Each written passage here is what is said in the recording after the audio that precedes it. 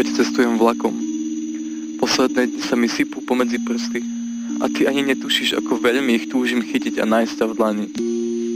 Spolucestujúci ako by o všetkom vedeli.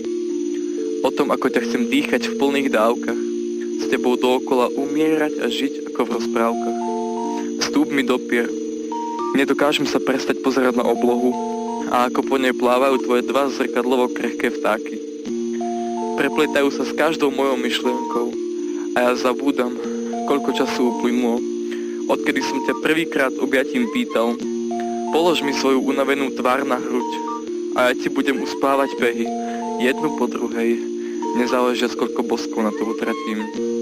Ľúbim ťa.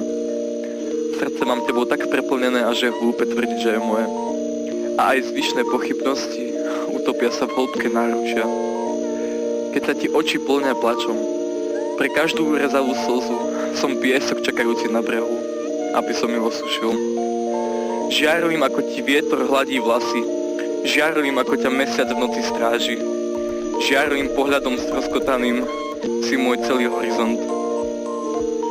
Zúfalo prosím každý tvoj odliv, vezmi ma odtiaľto so sebou, ale viem, že ty ma vo svojich vlnách neobímeš a že nie si moje more. Zrazu nám je opäť 16.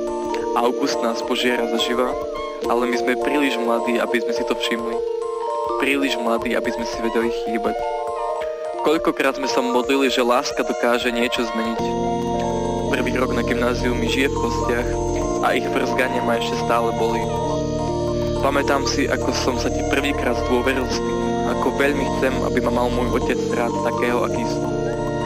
Chcem len ísť domov, nič mi nie je, nie som chorý. Ostal som tu sám v jednej nekonečnej spomienke, ku ktorej sa nikto okrem mňa nevracia.